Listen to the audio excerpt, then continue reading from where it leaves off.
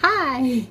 I got a whole bunch of really interesting and thought-provoking and weird questions when I put out the call for Ask Me Anything.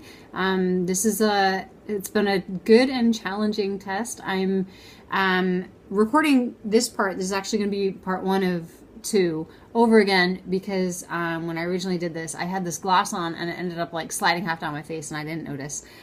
So it was distracting to watch. But it's still going to be fairly unrehearsed and off the top of my head. So let's jump in. The first question that I answered, or that I wanted to answer, was a classic one thrown at vegans a lot to try to trip us up. And it's, well, don't plants have feelings too?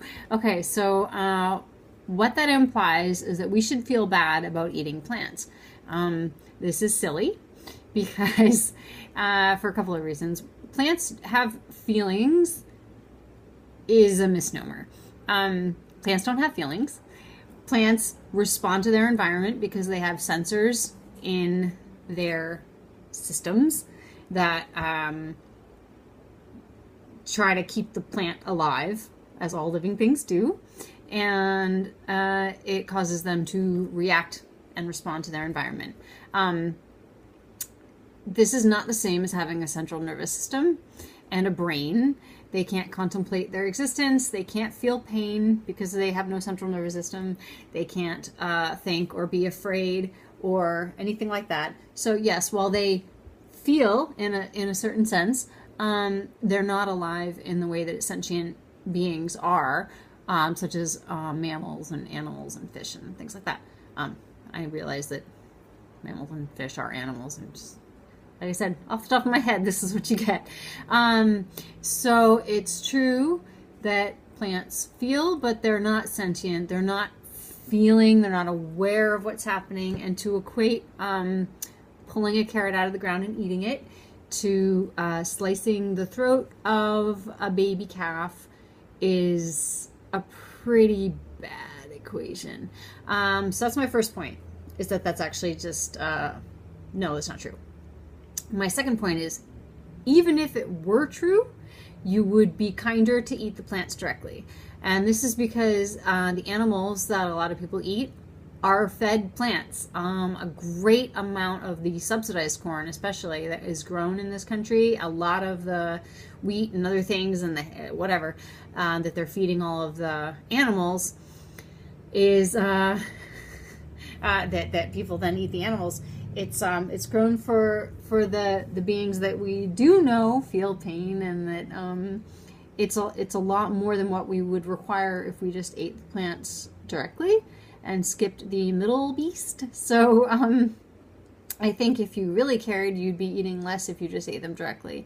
But of course, again, we know that cows and pigs and sheep, and in other countries cats and dogs, and we know cats and dogs feel things, but in other countries they eat them, and all these other creatures feel pain. Fish feel pain. They feel, you can see it not only in their reactions, but you can see it when you scan their little brains or big brains. So animals are smart, are conscious, do have central nervous systems, can feel pain.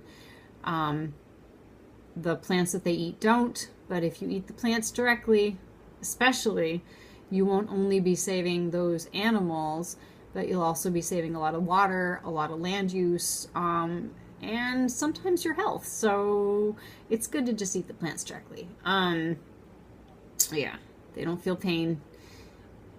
They don't feel pain. Okay. So another one of my friends asked, what does hemlock mean to me? And I told him at the time, but I think it's cool that he asked, so that I could share it with all of you. So my tattoo here, you can see, this is hemlock. I had her incorporate it. It's over here too. Hemlock was, of course, what was used to kill Socrates. So this seems pretty sad. And then I would remind everyone that people wear crosses because that was how Jesus died. But also, I wasn't thinking of it like that at the time. I didn't want to get a big portrait of Socrates, but I'm a big fan of the purported Socrates. Of course, like any other historical figure, there's a lot of debate as to whether he actually said and experienced all these things that he was said to have said and experienced. And when people are particularly favored in society, we will often exaggerate things, their good qualities, and downplay their negative qualities or whatnot. But basically the ideas that he stood for, which was to question everything, including religion and including cultural norms and including your elders, and to question things until they made sense, to change your mind if you're given evidence to the contrary, to be open to the fact that you don't know everything, and to always be searching and growing. These are the types of things I live by, I aspire to, I would hope to promote in other people, maybe through a class or putting together some sort of series or lectures or something. I feel very passionately that people do not have enough critical thinking and debate in their classrooms. We're becoming a society that is so afraid of being offended, as though it's your right in life to never be offended, although that's the only way to grow and learn. But we're becoming so like, oh, how dare you say anything that offends a habit I have or a thought that I'm used to thinking or my culture or my traditions. And I think that's really a shame, because I can disagree with, and we should be able to disagree with, bad ideas. It doesn't mean the whole person is necessarily bad for thinking them. But if there's a bad idea, you should be able to debate a bad idea. And I think that's really important, and that's something that whoever this Socrates person was supposedly espoused, and it's good knowledge whether it came directly from him or from Plato or from whoever. It's a really good way to think. It's a very healthy, helpful type of habit to get into for people who want to improve their critical thinking skills and who are always aspiring to learn and grow. So yeah, hemlock for Socrates, long story short. Yeah.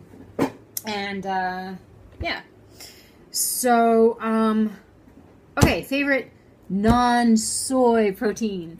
The first question almost every vegan is asked is, where do you get your protein? There is protein in everything, so that's good. But you can still be deficient. However, we, as pointed out in one of the videos I'll link below. Oh, and I keep forgetting to say this. I'm going to put a whole bunch of video links below for the things that I know other people can answer better than I can. But I have been vegan for about 15 plus years.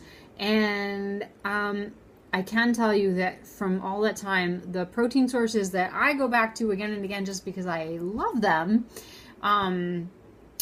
include things like chickpeas that are non-soy, include things like chickpeas and peanut butter. I'm insane for peanut butter. I put it on bananas and I put it on little rice cakes and I eat it straight out of the jar. And I like the kind that's just, it's called Yummy Brand, I think, and it's literally the ingredient, peanuts. That's it. That's all that's in it. There's also things though like vegan protein powders if you're gonna be working out, and I got these Nugo bars, Nugo. They have protein in them. My cereal has protein in them. There are a lot of protein fortified nut milks. There's hemp milk, rice milk. I'm not a big fan of rice milk, but anyway, I like hemp milk. I actually really like almond milk, and I drink a lot of coconut milk, which does not have protein in it. So on those days, I make sure to also eat something that I know does. If you eat a wide variety of foods, you'll probably get enough, but I also do eat tofu and soy products. But for people who don't, you can still definitely get it. I would go for the nuts, seeds, lots of legumes, any kind of, there's black beans, lentils, red beans, kidney beans. I'm a fan of chickpeas, again, like I said, and chickpeas, and I mean, who doesn't like hummus? Hummus. Can we? One of my favorite things in the world is toast with sliced avocados on it and hummus and maybe some tomatoes on there, and that is so good. Anyway, so there's lots of ways to get protein. There's even vegan protein powders if you want to put it in a smoothie or something like that. I may have already said that, but I don't know. If you're working out or whatever, I'm trying to work out more lately. I'm going to be doing a HIIT workout later, so I had that vegan protein bar, and then I'm waiting a couple hours doing this video to let that get through my body, and then I'm gonna move my muscles and right, like, yeah. Anyway, I'll link below to also not only videos but a website that just lists all the best sources of vegan protein. And yeah, it is important to get enough. not as hard to get as people think. So there you go. Do I believe in the Big Bang? Yes. I think it's the most viable explanation. Oh, I think I answered this one in part 2, so never mind. But yeah. Oh, this is what else. Okay, so what do atheists believe? Everything that has evidence to it, really. I think what they mean more so, though, is what do atheists believe in. I believe that there are evolutionary explanations for why, but also that I believe in goodness and kindness and compassion. I think working together makes sense evolutionarily, but it also seems very innate to understand from a very young age that when you are kind and helpful to people, they will be kind and helpful to you, and everything just runs more smoothly. And so I do believe in goodness, and there's a lot of evidence for that. And love, there's evidence for love. Dawkins has a whole thing about this. You can see the evidence for love in people's actions, as well as when you scan people's brains and things like that. So I believe in wonderment. I look up at the night sky and I gawk, and I feel moved by music, and I feel, in awe of nature. And I believe in a lot. I believe in searching for truth, and I believe in justice, and I believe you have to do that on this plane, because after we go, I think that's it. But I want to leave a good legacy behind. I believe in leaving good legacies, leaving your little corner of the world better than you found it. So yeah, I believe in lots. I actually believe more now in what we do in this existence than I did when I was religious. Because I no longer think that there's going to be any justice served when you're dead, necessarily. So I'm more passionate about doing right in this life, because this is the only one we know we have. So anyway, I think I answered some of these other ones in part 2, but yeah. So look for part 2. This video is going on a little long, so I'm going to stop it here. And enjoy your life. Mwah! Ask me more questions if you want. This has been a really fun challenge. We'll see how interested people are in watching it. I'm sorry if I didn't answer something to your liking, but watch part 2, because it might be in part 2. I mixed them up, the order up a little bit. So, okay, thank you. Bye!